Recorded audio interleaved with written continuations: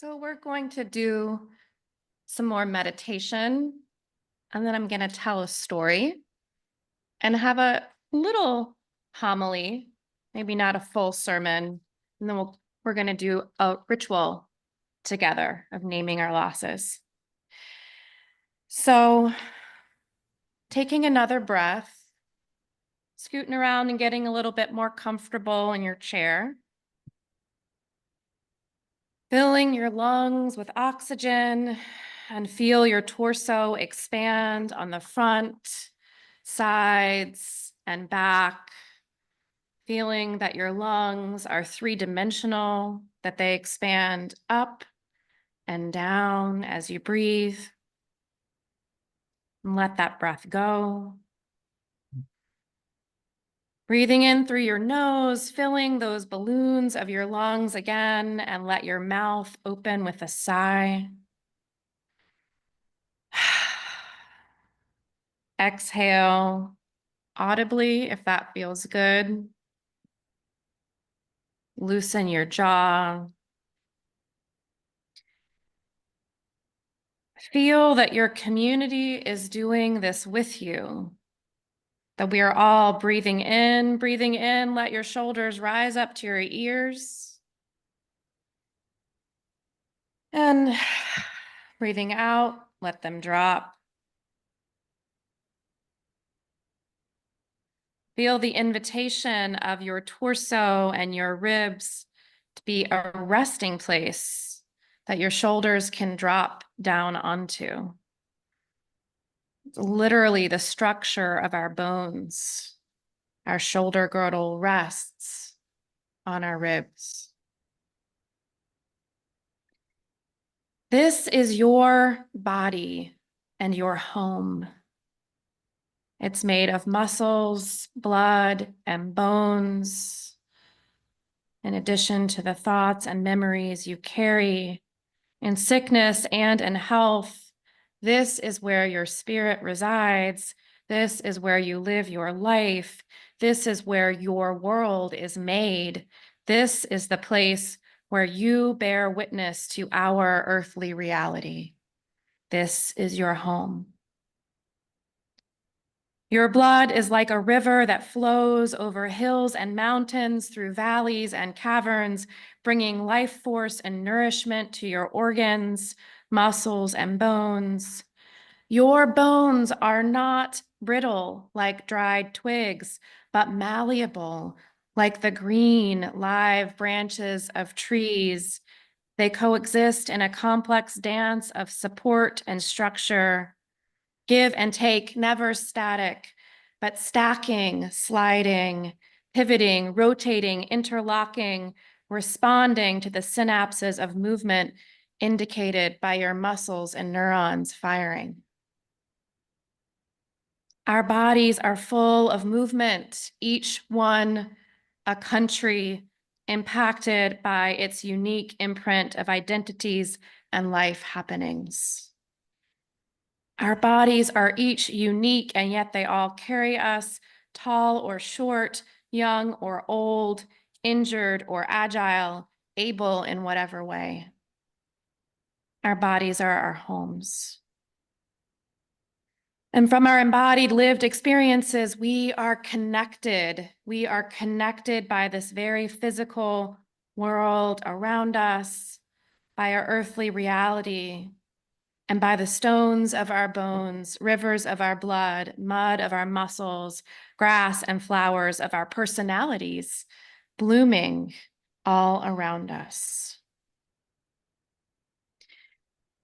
The sweet fragrance of poetry spoken by lips or written by hands or fingers or thought in the clouds of our minds. Fragrances our lives, and we together co-experience and co-create the weather of our lives each day.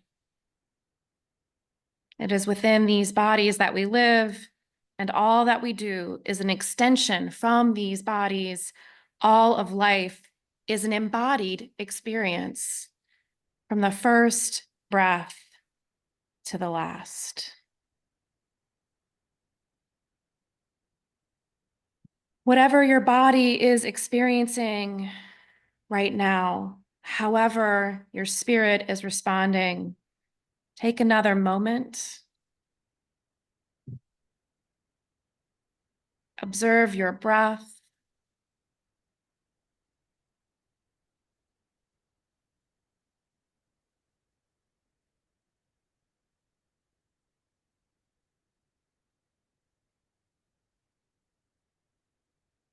And my prayer for all of our bodies is that we keep observing our needs, taking our time, taking care of ourselves and each other.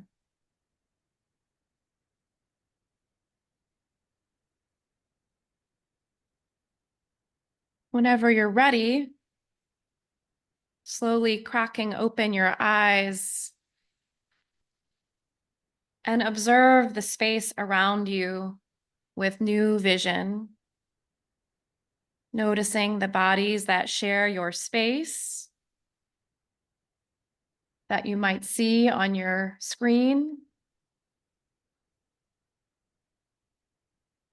Looking left and right, up and down, orienting to this place.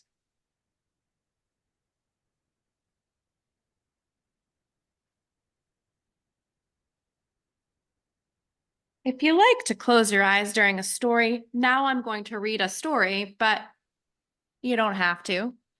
We went a little deep, maybe you want your eyes open. So this is a traditional Mexican folktale. And this version of the folktale was written or recorded by Clarissa Pinkola Estes in her book, Women Who Run with the Wolves. This is La Loba, the wolf woman.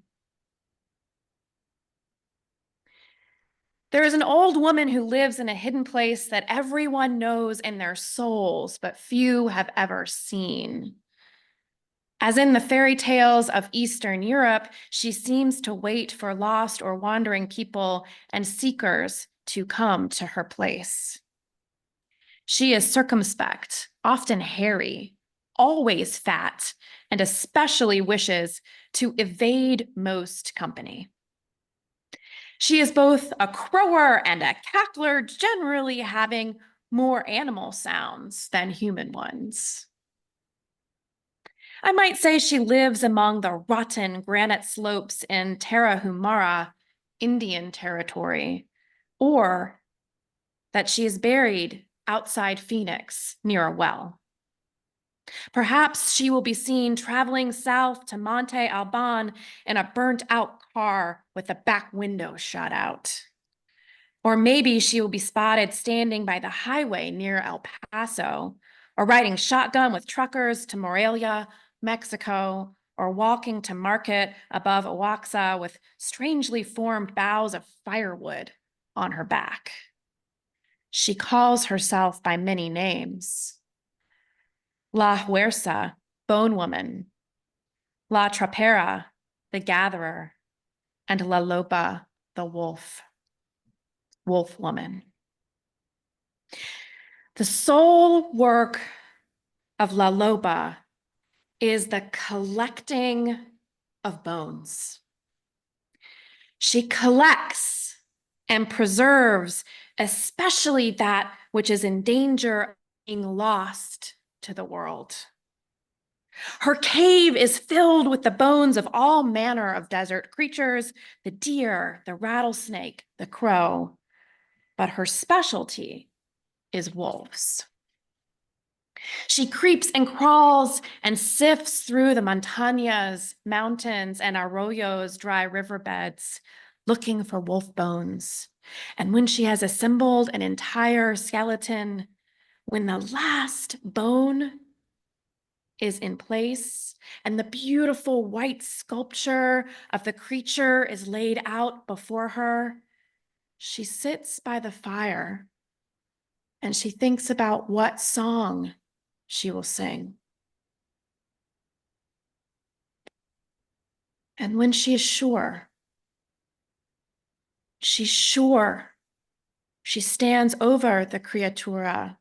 She raises her arms over it and sings out. And that is when the rib bones and the leg bones of the wolf begin to flesh out and the creature becomes furred. La Loba sings some more, and more of the creature comes into being. Its tail curls upward, shaggy and strong. And La Loba sings more. And the wolf creature begins to breathe.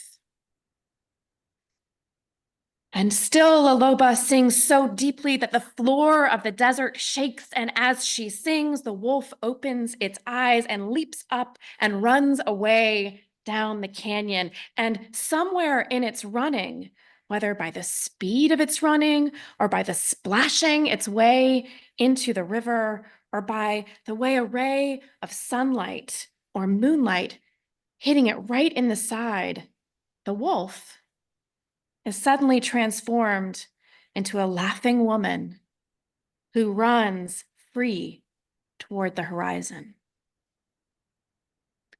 So remember, if you wander the desert and it is near sundown, and you are perhaps a little bit lost and certainly tired, that you are lucky, for La Loba may take a liking to you and show you something of the soul.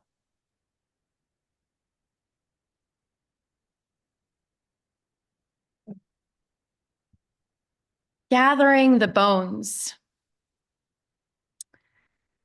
So Clarissa Pinkola Estes and many reflect on the meaning of this great myth, that it's not about a wolf at all, but about going and capturing and putting together the lost parts of ourselves. And this is where the title of her book, Women Who Run with the Wolves, comes from. And her work is really about bringing back to life, reclaiming the inner wild woman, the archetype of that. And I love that. That's valuable. And I also think that this can be expanded because we can do that with myths or stories and apply them in so many ways. And so when I think of this story of gathering the bones as well, it actually is a useful tool for me when I think about remembering and honoring those who I've loved, who I've lost. It's really about recovering lost things and how we keep things alive. I was told after my father died that my job was to bring in all of who he was inside of me. And from that place, I was able to live in his honor and continue to carry the bones of his memory. And the wolf, if you will, of who he was, does live in me and will forever, as long as I keep those alive. As long as I sit quietly sometimes and continue to listen and sing that song that keeps those memories alive. We can do this singing over the bones for our own selves as well. Male, female, non-binary. When we lose parts of ourselves over the course of our lives, maybe, right? Memory after memory, moment after moment. And sometimes it can feel like we're a bit scattered. I was this person or that person. Who am I now? Am I all of those things still? And yet when we pull together our grateful memories that feel connected to our core and sit with ourselves and listen, we can breathe life and sing life back into that soul of who we are. We know that white supremacy culture, or the culture of colonization, whatever you like to call it, the culture of perfectionism and individuality is kind of a ruse. We aren't just individuals. We are also a collective community. So maybe we might apply this to the bones of all of who we are. And when we gather together, all of the people who have created this community, present or past, and sit and listen.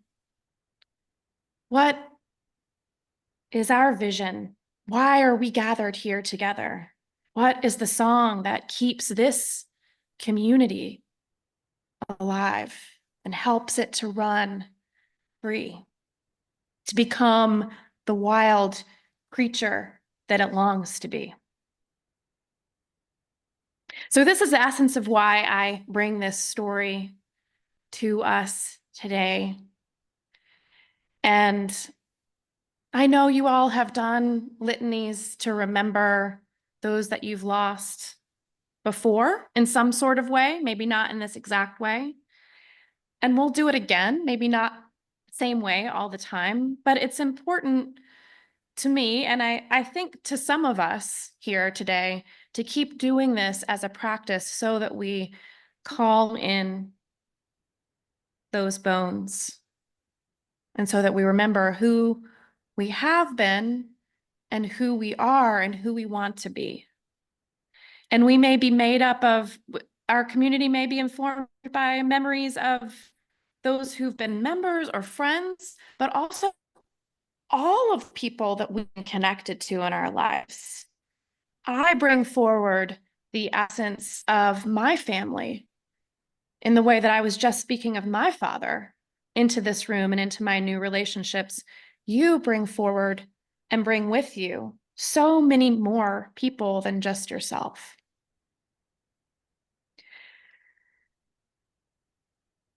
That's my off-script sermon. Now I'll tell you a little bit more before we go into our liturgy of the litany together. So what we remember matters, who we remember matters, and how we remember them also matters. When we gather the bones of the past and we fit them together carefully and intentionally, we can breathe new life into what has gone before. And from this act, like the story of La Loba, the wolves of our memories can visit us and bring medicine from the past. As I said before, but I'll name more explicitly now, ancestral remembrance exists in many cultures. So let's intentionally name some of them. The pagan or Celtic holiday of Samhain, Mexican Dia de los Muertos, or Day of the Dead, and the Christian All Souls Day, and the Japanese Obon Festival, and others are all holidays that honor ancestors. Many indigenous cultures have ancestral veneration woven into the routines and rituals of daily life. I'm thinking of Judaism and how each week we say aloud those who have died that week in the past together. Rather than thinking of this as something outside or separate from our modern culture, however, like ancient traditions of yore, it is more true to say that ancestral remembrance is part of every single human experience in every life. Sharing stories of the past, remembering our loved ones, and honoring those who've gone before us, it's actually part of what makes us human.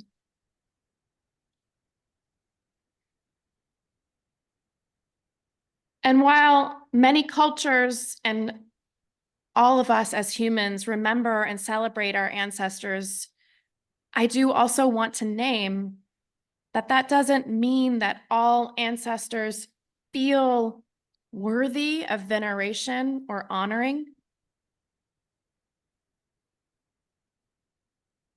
It's a painful reality, and I think important to include. People who have gone before us are just that, people.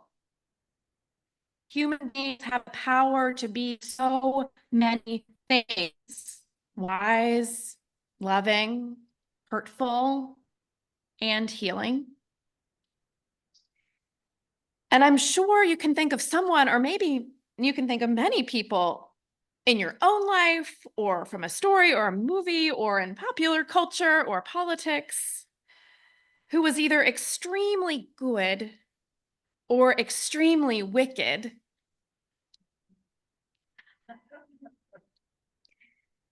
One example are the two witches from The Wizard of Oz. We talked about The Wizard of Oz a few Sundays ago.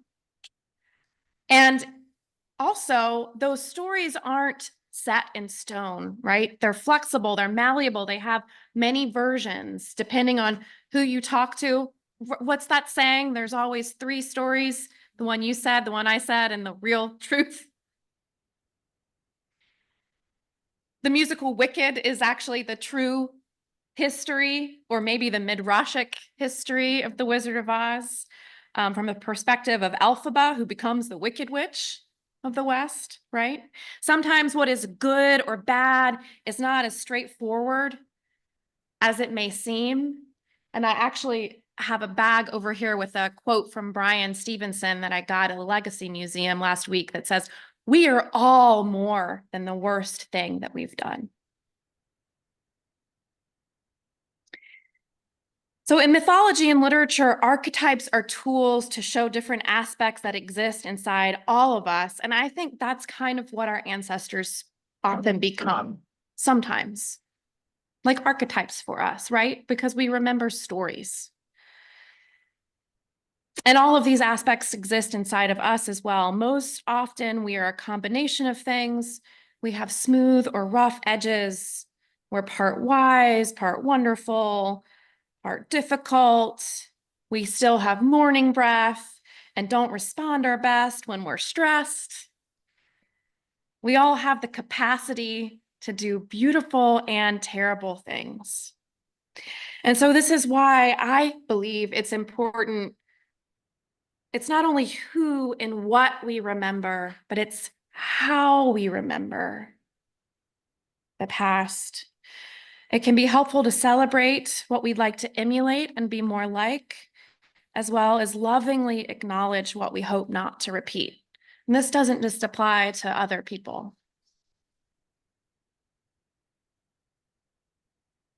Just like our ancestors, we're all human and none of us completely get it right. Perfection is impossible, as we know. However, we can courageously keep trying as a human community to do the next right thing and send compassion to the mistakes of the past, while holding on to our grateful memories to use as inspiration for the journey.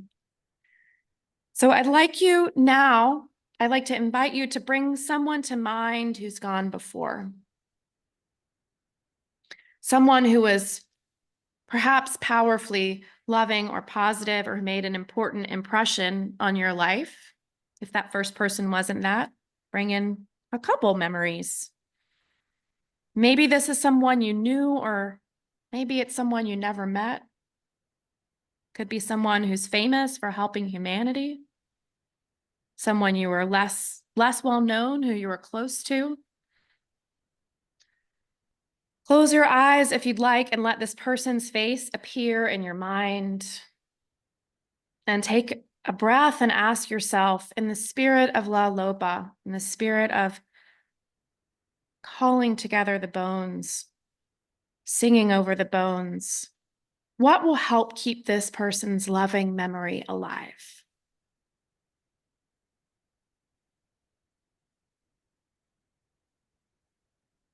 What will help keep this person's loving memory alive?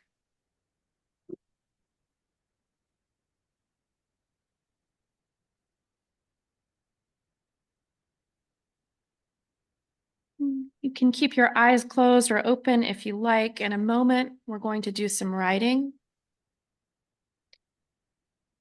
so you can remember those for a little bit from now. In the story of La Loba, piecing together the bones is important Carefully gathering and placing together the bones of our memories is sacred work. However, it is the singing that brings the wolf to life. It is our soul's song that brings forward the stories of the past and lifts them up to be lamps of the future. The act of remembering, the songs we sing, the stories we share, all shape who we are. Our hearts are formed and informed by the sacred remembering. As we sing the songs of the past, we're consciously bringing the future into being. And in addition to people, there are trees, rocks, rivers, water, mineral, air that can also be considered our ancestors. Maybe you want to bring some of those to mind now as well. The stones of the riverbed hold embodied memory of the footprints and paw prints gone before in the mountains around us. The air we breathe was once breathed by many other creatures, beings, flora and fauna. And we're all connected in a symbolic web of existence that extends over time and ribbons pathways around the globe and throughout the galaxy.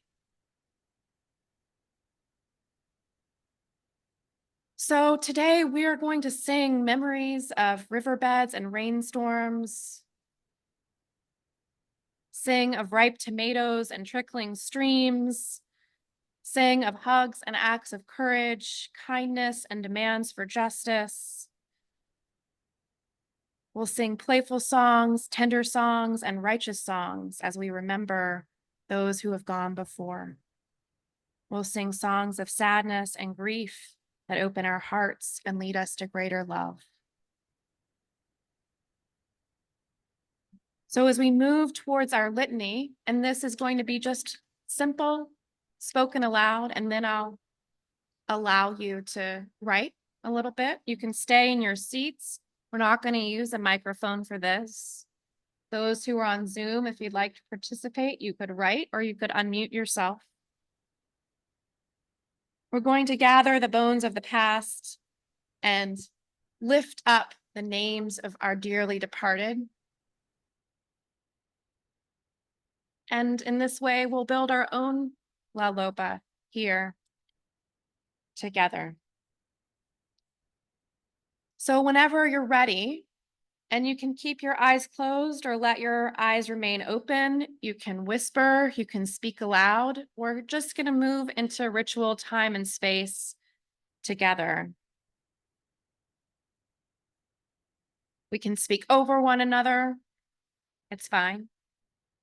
Whenever you're ready, let's move into a ritual of lament by naming our beloved dead aloud together.